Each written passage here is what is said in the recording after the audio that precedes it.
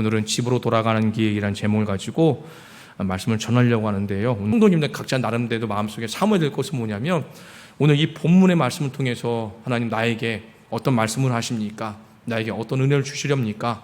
이런 생각하고 사모하는 마음을 가지고 말씀을 같이 생각해보는 시간 갖도록 하겠습니다. 우리가 알다시피 계속해서 우리가 모세의 이야기를 하고 있습니다. 하나님과 모세가 호렙산에 만나서 실랑이를 벌입니다. 줄다리기를 하는 거죠. 하나님께서는 너 애굽에 가라. 안 돼요. 못 가요. 절대 안 됩니다. 나 말고 다른 사람 보내요. 이렇게 5번이나 모세는 하나님의 거절을 하게 되지만 결국 끝끝내 모세는 하나님께서 주신 지팡이를 끄고 집으로 돌아가게 됩니다. 한번 생각해 보세요. 그 발걸음이 가벼웠을까요? 무거웠을까요? 아마도 많이 무거웠을 것 같습니다. 지금 어쩔 수 없이 애굽으로 돌아가야 하지만 모세는 가고 싶지 않거든요. 또한 모세는 원하는 일이 아니었던 겁니다. 그래도 하나님의 명령이기 때문에 어쩔 수 없이 애굽으로 돌아가야 합니다. 그런데 모세에게 애굽으로 돌아가기 위해서 먼저 해야 할 일이 있었습니다. 그것이 바로 장인인 이드로를 설득하고 허락을 받는 것이었죠. 그것이 오늘 본문 18절 말씀에 기록되어 있습니다. 모세가 그의 장인 이드로에게 돌아가서 그에게 이르되 내가 애굽에 있는 내 형제들에게로 돌아가서 그들이 아직 살아있는지 알아보려고 하오니 나로 가게 하소서. 이드로가 모세에게 평안히 가라 하니라 라고 말합니다. 18절 말씀을 읽으면서 우리 성도님들 의아스럽게 생각하지 않습니까?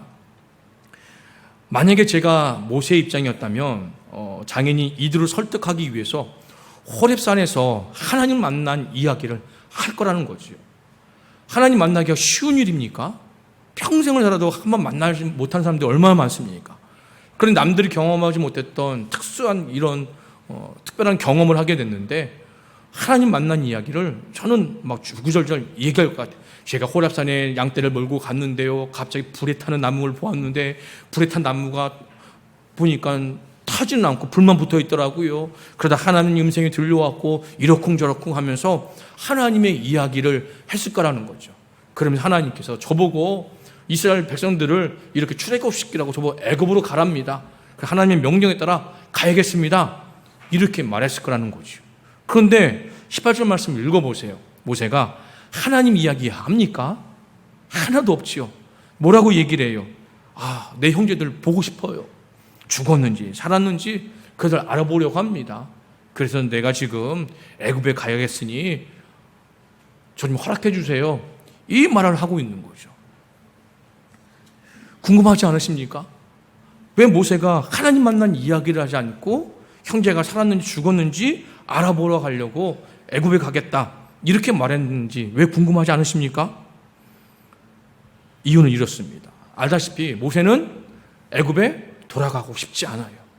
그리고 하나님께서 이스라엘 백성들을 출애굽시키려고 명령을 하셨는데 모세는 자신 생각할 때요, 저는요 말 잘 못해요. 저는 그런 능력 없어요. 하나님 보낼 사람은 보내셔야지 저는 도저히 안 돼요. 이런 얘기를 했죠. 이런 얘기를 종합해 보면 모세는 비록 어쩔 수 없이 애굽에 간다고 했지만 자신이 없는 거예요. 그러니까 굳이 하나님 앞에, 장인인 이드로한테 하나님 얘기 안 하고 싶은 거죠. 더군다나 지금 모세는 어떻게 해요? 가고 싶어서 가는 것이 아니라 억지로 가는 것이죠. 그러니까 어떻게 해요? 가다가도 마음이 또 틀어지면 올 수 있는 거 아니에요. 그러니까 굳이 하나님 이야기할 필요 없이 그저 형제들을 보고 싶다, 죽었니 살았는지 보고 싶다, 이 얘기를 하면서 모세는 장인을 설득하고 있다는 겁니다. 그런데 이들은 어떻게 해요? 쉽게 허락을 해서 평안히 가라라고 이야기를 합니다. 자, 그런데 이 이야기하고는 갑자기 중간에 엉뚱하게 하나님 말씀이 딱 나와요. 19절 보니까 여호와께서 미디안은 모세가 살고 있는 그 동네죠. 모세에게 이르되 애굽으로 돌아가라. 내 목숨을 노리던 자가 다 죽었느니라. 허락을 맡았으면 이제 갈 거잖아요. 가려고 준비하고 있는데 하나님이 갑자기 모세에게 나타나서 야, 빨리 가. 애굽에 빨리 가. 너 목숨을 노리던 자야 누굽니까? 바로겠지. 죽었다. 그러니까 가라. 이렇게 말씀합니다. 갑자기 하나님께 또 나타나셔갖고 왜 이런 말씀을 하셨을까요? 먼저 19절은 모세가 반드시 애굽에 돌아가야 한다, 이 말씀을 강조한 말씀인 걸 우리가 알 수 있습니다. 하지만 하나님은 모세가 어쩔 수 없이 허락했던 걸 알고 있어요. 그리고 돌아가는 거 힘겨워하고 있고, 가기 싫은 거 억지로 가고 있고, 그리고 자신 없어 하는 그 마음을 하나님께 너무나도 잘 알고 있다는 겁니다. 근데 자신 없어 하는 모세의 마음속에 가장 먼저 떠오른 인물이 누굴까요? 바로였겠죠. 40년 전에 모세가 어떻게 도망왔습니까? 자기가 애굽의 한 사람을 죽였다는 것을 바로의 귀에 들어가서 바로가 자기를 죽이려고 했던 그것을 기억했겠죠. 그러니까 자신이 없던 마음의 중심에는 바로가 딱 자리하고 있는데, 하나님은 그걸 아시고 모세야, 너 목숨 노리고 있는 바로 죽었어. 그러니까 뭐예요? 아무 걱정하지 마. 더 이상 자신 없어하는 그 마음 가지도 말어. 억지로 가시려고 하지 말고 그냥 평안히 가. 이렇게 모세에게 한 번 더 힘을 실어주고 있는 거죠. 이 말씀을 들은 모세는 어떻습니까? 20절 보니까 모세가 그의 아내와 아들들을 나귀에 태웠다라고 말합니다. 나귀에 태웠다, 이 말씀은요, 미디안을 떠나 애굽으로 가는 길이 빠르고 적극적으로 이루어지고 있다라고 하는 거예요. 왜 그럴까요? 19절 말씀에 하나님께서 모세에게 힘을 줬어요. 그러니까 모세는 더 이상 머뭇할 필요가 없지요. 자신감 없이 그냥 시무룩할 필요도 없지요. 그러니까 자신감 있게 자녀들, 아내 태우고 가는 겁니다. 그런데 그의 손에 뭘 잡았더라? 성경에 보니까 하나님의 지팡이를 손에 잡았더라 라고 말했습니다. 원래 지팡이는 뭐예요? 모세가 가지고 있던 거죠. 원래 이 지팡이의 주인은 누굽니까? 모세였습니다. 이 지팡이를 가지고 뭘 했어요? 양들을 지키고 양들을 돌보던 지팡이였어요. 그런데 호렙산에서 하나님을 만나고 난 뒤에 이 지팡이의 주인이 바뀌었어요. 비록 모세가 오랜 시간 동안 가지고 있던 거였지만 이 주인이 하나님으로 바뀌었어요. 그리고 이 지팡이 더 이상 양을 돌보고 지키는 것이 아니라 지팡이의 의미가 무엇입니까? 하나님의 권능, 하나님의 능력, 하나님의 힘, 그것이 있다는 거죠. 그러니까 모세는 어떻게 해요? 원래 살던 애굽 땅으로 돌아갔는데 이제는 두려워하거나 겁먹는 모습이 아니라 하나님의 권능과 힘과 능력을 손에 쥐고 돌아갔더라라고 하는 겁니다. 자, 이 말씀 여기까지 생각해 보면서 우리 성도님들 생각해 봤습니다. 이런 질문이 되니까 우리의 손에 무엇을 잡고 있는가 하는 질문이 생각이 났습니다. 어차피 지금 우리도요, 고향으로 돌아가고 있는 길입니다. 우리 고향 어디입니까? 하나님 나 천국이죠. 우리 천국을 바라보고 소망을 두고 돌아가고 있습니다. 언제 우리가 갈지는 모르지만 돌아가고 있는 발걸음이 있어요. 그러면 우리 돌아가면서 우리 귀한 성도님 손에 무엇을 쥐고 있느냐라고 하는 거죠. 세상 것을 놓지 않고 쥐고 가면 천국에 갈 수 있을까요? 말하지 않아도 성도님 아실 겁니다. 우리가 고향으로 돌아가면서 손에 꼭 붙잡고 놓지 말아야 될 것은 무엇입니까? 하나님이 나와 함께 하신다는 그런 믿음, 그리고 내가 두려웠거나 자신감이 없거나 억지로 지금 하기 싫은 일 하고 있는데도 불구하고 어쩔 수 없이 먹고 사는 문제 때문에 해야 된다고 한다면, 그럼에도 불구하고 우리가 놓치지 말고 손에 꼭 쥐고 있어야 될 것이 무엇일까요? 바로 하나님의 능력이라는 거죠. 내가 자신이 없지만 내 손에 하나님의 능력이 있으니까 하나님이 도와주실 거야. 내가 지금 사는 게 힘들고 버겁고 하지만 나는 정말로 이 하나님 능력이 있으니까 버틸 수 있어. 이런 것이죠. 제가 이제 동네에서 이 동네 살다 보니 교회 성도님뿐만 아니라 교회 밖에 있는 분들과 여러 친하게 지내는 분들이 있습니다. 그러다 보니 개인의 속사정까지 이렇게 드러내시는 분들이 있더라고요. 그러면서 한 번은 이런 얘기를 하더라고요. 걷는데, 유 목사, 그러니까 저에게 제가 형님 하거든요. 유 목사, 나를 좀 위해 기도 좀 해줘. 뭐요? 그랬더니 내가 아프지 않고 75세까지만 살다가 그냥 편하게 죽었으면 좋겠어. 아니 형님 이제 50대 중반밖에 안 됐는데 뭘 아직도 그때까지 얘기합니까? 그리고 편히 죽는 거 아니에요. 예수 믿고 죽어야지. 아니요, 제가 예수 믿고 죽게 해달라고 기도할게요. 그랬거든요. 근데 왜 그런 얘기를 해요? 했더니 사는 게 재미가 없대요. 낚시 없대요. 이유가 없대요. 목적이 없대요. 그러다 보니 맨날 똑같은 삶의 반복에 삶이 지루한 거예요. 그러니까 지금 50대인데도 불구하고 그냥 빨리 죽었으면 좋겠다 이런 얘기를 하더라고요. 저희 마음속에 하나님 만나면 안 그러는데, 예수님 만나면 삶의 목표가 바뀌는데, 그 생각이 들더라고요. 근데 그분의 손에 뭐가 없기 때문에요? 믿음이 없고 하나님이 없기 때문에 그렇다는 거죠. 근데 그분의 삶이 우리의 모습도 될 수 있다는 거예요. 내 손에 하나님 위에 딴 것을 쥐고 있으면 잘 될 때는 어떻게 해요? 좋겠죠. 안 될 때는 어떻게 해요? 빨리 죽고 싶고 삶이 재미없겠죠. 내 손에 무엇을 쥐고 있느냐에 따라서 내 삶이 뜨거웠다가 차가웠다가 웃었다가 슬펐다가 기뻤다가 아팠다가 감사했다가 불평했다가 이렇게 되는 거죠. 그런데요, 우리 손에 뭘 쥐고 있으면, 하나님을 쥐고 있으면, 놓치지 않으면, 십자가를 꼭 붙들고 있으면 어떻습니까? 환경 여건에 따르지 않고 우리는 항상 믿음의 길을 걸어갈 수 있다는 겁니다. 그래서 이 말씀까지 이 세 구절 딱 읽고 묵상하면서 우리 성도님들에게 묻고 싶었어요. 우리 성도님들 손에 지금 무엇을 손에 쥐고 있습니까? 잘 한번 생각해 보시고, 만약에 십자가가 없다면, 믿음이 없다면 꼭 손에 다시 한번 쥐시는 그런 은혜가 있기를 바랍니다. 자, 다시 말씀에 돌아와서, 자, 그런데 이제 모세가 나귀의 아내와 시보라와 그리고 두 아들 게르손과 엘리엣을 태우고 이렇게 낙타를 타고 가다가 이제는 우리나라 말하면 휴게소죠. 고속도로 달려가다가 휴게소라는 곳에 쉬게 되었다는 겁니다. 자, 그런데 이제 하나님께서 이렇게 말씀하세요. 여호와께서 모세에게 이르시되 내가 애굽으로 돌아가거든 내가 내 손에 준 이적을 바로 앞에서 다 행하라. 그러나 내가 그의 마음을 완악하게 한즉 그가 내 백성을 보내두지 아니하리라. 이렇게 말씀합니다. 자, 지금 모세가 애굽으로 가고 있는데 하나님께서는 지금 21절부터 23절까지의 말씀에 의하면은 애굽으로 가서 해야 할 일을 알려주고 계시는 겁니다. 그 할 일은 무엇입니까?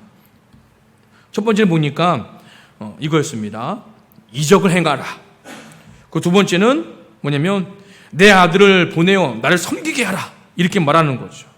그리고 3절에는 23절 마지막에 보니까 내 아들 장자가 죽으리라. 이런 말을 하라는 겁니다. 그런데 이 말씀에 보면 힘 빠지게 하는 말씀이라는 거예요. 21절부터 23절 말씀에 보면 중간에 이렇게 말해요. 이렇게 말하면, 이렇게 기적을 행하면 그래도 바로는 보내주지 아니할 거야. 보내주기를 거절할 거야. 이렇게 말씀하고 있다는 겁니다. 그러면서 하는 말이 뭐냐면 21절에 내가 그의 마음을 완악하게 한지요. 하나님께서 바로의 마음을 모세가 설득하고 모세가 말씀대로 전해도 하나님께서 바로의 마음이 변하지 않도록 붙들고 있겠다. 이런 말씀처럼 들려요. 그런 의미일까요? 그런 의미가 아니라는 겁니다. 내가 그의 마음을 완악하게 했다라는 것은, 완악은 이런 거죠. 성미가 까다롭다, 고집이 세다 라는 뜻인데 그 고집을 하나님께서 세게 만들었다. 이런 의미일까요? 그런 의미가 아니라는 겁니다. 자, 이 말씀을 이해하기 위해서 로마서 말씀 한번 보겠습니다. 로마서 1장 21절부터 보면은 하나님을 알되 하나님을 영화롭게도 아니하며 감사하지도 아니하고 오히려 그 생각이 허망하여지며 미련한 마음에 어두워졌나니 스스로 지혜 있다 하나 어리석게 되며, 결국은 뭐예요? 마음속에 하나님이 없는 사람을 얘기하는 거죠. 자, 넘겨보면 자, 썩어지지 아니하는 하나님의 영광을 썩어질 사람과 새와 짐승과 기어다니는 동물 모양의 우상으로 바꾸었느니라. 하나님이 있을 마음의 자리에 우상을 섬기는 사람들을 이야기하게 합니다. 그러면 하나님께서 그의 마음을 어떻게 해요? 너 그러면 안 된다. 우상을 섬기면 안 된다. 나한테 돌아와야지. 이렇게 말씀하셔야 되잖아요. 그런데 어떻게 얘기하느냐? 다음 넘겨보면 이렇습니다. 자, 그러므로 하나님께서 그들의 마음의 정욕대로 더러움에 내버려 두사. 이렇게 얘기를 해요. 그러니까 우리가 말씀을 내가 그의 마음을 완악하게 했다는 것은 뭐냐면 바로의 마음이 고집세게 성미가 까다로운 상태에서 그냥 내버려 두셨다라는 의미가 있는 거죠. 그러니까 하나님께서는 이 바로가 너 마음대로 해봐 내버려 둔 상태에서 모세가 가서 하나님께서 이런 기적을 보이라고 했으니 기적을 보였어요.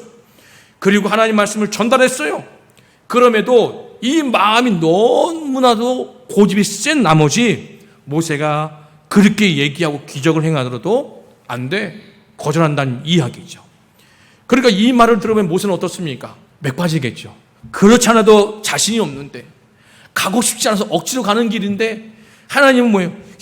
너 목숨을 찾는 자가 죽었어. 한 번은 또 위로해 주시고 힘을 주시고, 한 번은 모세야 가서 그런 얘기를 해도 안 들을 거야. 맥 빠지게 하시고, 하나님 왔다 갔다 하고 계신다는 거예요.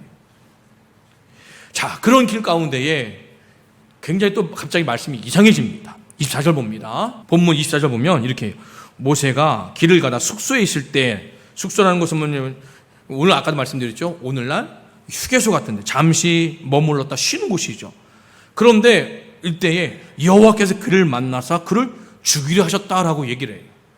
아니, 호렙산에서 모세에게 모세야 가라 안 돼요 하다가 결국 모세가 꺾여서 지금 애굽에 가고 있는데, 가는 이유는 하나님 말씀에 전달하기 위해 가고 있는데, 중간에 휴게소에서 하나님은 누구를? 모세를 죽이려 하신다는 거예요. 아니, 가라 할 때는 언제고, 용기 줄 때는 언제고, 맥 빠지게 할 때는 언제고, 이번에 어떻게 한다고요? 죽이려 하신다는 거예요. 본문이 너무 이상하지 않습니까? 여기서 골이 아팠어요. 왜 이랬을까? 그런데 죽이려 하신 이유가 뭐냐? 정확하게 성경에는 말하지 않습니다. 그런데 25절, 26절 말씀을 보니까 결국 뭐예요? 할례 때문이다 라고 얘기를 합니다. 할례 때문에. 그럼 왜 할례 문제 때문에 모세를 죽이려 했을까? 우리가 그 부분을 생각해 봐죠. 자, 먼저 창세기 17장 9절에 11절 말씀을 보면 이런 말씀이 있습니다. 자, 말씀을 좀 보겠습니다. 자, 하나님이 또 아브라함에게 이르시되 그런즉 너는 내 언약을 지키고 내 후손도 대대로 지키라. 넘겨보면 너희 중에 남자는 다 할례를 받으리라. 이것이 나와 너희 후손 사이에 지킬 내 언약이라. 너희는 표피를 베어라. 이것이 나와 너희 사이의 언약의 표징이니라. 그러니까 뭐예요? 하나님이 택한 이스라엘 모든 남자들은 난지 8일 만에 할례를 해야 된다는 거예요. 그 할례는 뭐냐? 하나님과 이스라엘 백성 사이의 언약의 징표라는 거죠. 우리는 하나님을 섬기겠습니다 라고 하는 사람의 몸에 가진 하나님의 흔적이라는 거죠. 그 흔적을 뭐예요? 모세도 이스라엘 백성이기 때문에 아무리 애굽에 살다가 미디안에 도망와서 목자로서 40년을 살았다고 하지만 40년 동안에 애굽에 살아온 동안에 엄마인 요게벳에게 하나님이 누구신지를 듣고 알고 믿었다는 거죠. 그렇다면 하나님 믿는 백성으로서 우리 조상 아브라함, 이삭, 야곱부터의 모든 이야기를 듣고 태어나고 난 다음에 할례를 받아야 된다는 이거를 분명히 알 수 있다는 겁니다. 그런데 보니까 아들 둘 중에 하나는, 첫째는 게르솜, 엘리에셀, 둘 중에 하나는 뭐냐면 할례를 행하지 않았다는 거죠. 그것 때문에 하나님께서 숙소, 휴게소에서 쉬고 있을 때에 죽이러 왔다라고 말씀을 우리가 이해할 수 있다는 겁니다. 자, 그런데 중요한 건 뭐냐면 모세는 뭐냐면 하나님이 자기를 죽이려 하신다는 걸 몰랐던 것 같아요. 그런데 누가 알아요? 25절에 보니까 십보라가 알았던 것 같아요. 그래서 어떻게 하느냐? 돌칼을 가져다가 아들 포피를 할례를 행한 거죠. 그러면서 피난편입니다 이렇게 얘기를 해요. 피난편이라는 뜻은 뭐냐면 흘림 때문에 남편이 죽음에서 벗어났다라는 의미예요. 그러니까 아들이 피를 흘리고 이것 때문에 당신은 죽음을 벗어난 거야 라고 하는 것이죠. 그런 의미가 담겨 있다는 겁니다. 자, 이것이 오늘 본문의 내용이에요. 이 본문의 내용을 이해하고 난 다음에 그러면 이 본문이 말하는 바가 뭘까 생각하는데 머리가 지끈지끈 아파오더라고요. 도대체 이 말씀 뭘 얘기하는 걸까? 그러다가 간신히 찾은 하나의 의미가 있었습니다. 무엇이냐 이거죠. 자, 우리 모세 어떤 사람입니까? 모세는요, 이스라엘을 출애굽시키기 위해서 이제는 할 일이 뭡니까? 백성들에게 명령하고 강제하고 다른 이들에게 순종하게끔 하는 그 자리에 있는 지도자였다는 겁니다. 그런데 모세가 남들에게 먼저 명령하고 강제하고 순종하라 라고 말할 때에 먼저 모세가 해야 할 일이 무엇입니까? 하나님 말씀에 철저히 지키는 자가 되어야 한다는 거예요. 그런데 모세는 애굽에 돌아가면서 하나님 말씀 철저히 지켰느냐? 하나님과 이스라엘 사람 사이의 언약의 징표인 할례를 아들에게 행하지 않았다는 것은 뭐냐면 하나님 말씀을 지키지 않았다는 거죠. 그러니까 어떻게 해요? 하나님이 모세에게 화를 내시는 거예요. 그러니까 모세에게 뭐예요? 너가 백성들에게 가서 명령을 하고 내 말을 전달하고 그리고 강제해서 이렇게 하라 말하고 순종을 요구하지만 너 먼저 하나님 말씀을 철저하게 따르지 않으면서 백성에 그래서는 안 된다. 저는 이 말씀을 찾았던 거죠. 고린도서 10장 11절 말씀입니다. 한 말씀 볼게요. 자, 같이 읽어보겠습니다. 시작. 그런즉 선절로 생각하는 자는 넘어질까 조심하라. 이런 겁니다. 우리 성도님에 적용하면 이래요. 나는 구원받았다고 믿어요. 난 예수님을 사랑하고 믿어요. 그래서 주변의 사람들에게 어머나 세상에 믿음 생활 그렇게 하면 안 돼요. 좀 줄 성소 잘하고요. 그리고 기도 생활 좀 잘하고 그리고 찬양도 좀 열심히 하고 성경도 좀 가까이 하세요. 믿음이 그렇게 연약해서 어떻게 해요? 그러면 좀 교회 안에 예수 믿으세요. 이렇게 얘기를 한단 말이에요. 그래서 정작 누가? 내가 기도 생활 안 해. 정작 내가 주일 성수 안 해. 정작 내가 예수 잘 안 믿어. 남들에게 그렇게 말하면 내가 그러면 그러고 있다는 거예요. 그래서 지금 하나님께서는 가족들과 함께 애굽으로 돌아가는 그 길에서 모세를 만나 죽이려고 하셨다라고 그 말씀을 이렇게 저는 이해하고 있다는 겁니다. 자, 이걸 우리 성도님 적용하면 이런 거죠. 자, 우리 성도님들 삶 가운데에 예수님 믿는다는 흔적이 있습니까? 구약의 백성들은 할례라는 흔적을 가지고 하나님 나와 함께 하신다는 흔적을 몸에 지니게 됐어요. 그러면 오늘날 고향으로 돌아가는 우리 귀한 성도님들 삶의 자리에 나는 예수를 믿습니다라는 삶의 예수님의 흔적이 무엇이 있느냐라고 하는 겁니다. 우리 예수님께서 십자가에 얻은 상처 그리고 받은 그 모멸 그리고 흘리신 피 우리가 평생 잊지 말아야 될 우리 영혼의 흔적이라는 거죠. 그 흔적을 이 시대를 살아가는 우리에게도 가지고 있어야 된다는 거예요. 그것이 무엇일까요? 다 다를 수 있습니다. 나는 정말 법 없이 열심히 살아가는데 억울함을 당해. 예수님이 아니었으면 내가 뒤집어 보고 싶어. 근데 예수님 때문에 참고 있는 거야. 그 억울함이 우리 귀한 성도님의 삶에 예수님을 믿는 흔적이 될 수 있는 거예요. 그것이 바로 모세가 애굽에 돌아가서 많은 이스라엘 백성을 출애굽시키기 전에 하나님께 요구하신 것이 그거라는 거예요. 너 백성들에게 말씀을 전하고 또 그들의 지도자가 될 거지. 그런데 너 먼저 앞서 네 안에 왜 하나님의 흔적이 없느냐? 그 흔적이 없으면서 어떻게 그 일을 하겠느냐? 그러면서 모세에게 찾아오셨다는 겁니다. 우리 귀한 성도님들도 마찬가지입니다. 믿음대로 살아야겠지. 주님을 사랑해야겠지. 말만 하는 것이 아니라 내 안에 그런 흔적을 가지고 고향을 향해서 걸어가야 된다는 겁니다. 귀한 성도님, 그런 분들 되셔서 매일매일 삶 가운데 예수님을 더욱더 손에 붙잡고 놓치지 않기 바랍니다. 십자가를 꼭 손에 쥐고 어려워도 힘들어도 난관이 오고 절망성이 있더라도 그 십자가를 놓치지 말고 일어서기 바랍니다. 그리고 먼저 내가 믿음으로 바로 서서 하나님의 말씀을 철저히 지키는 우리 귀한 성도되기를 간절히 소망합니다.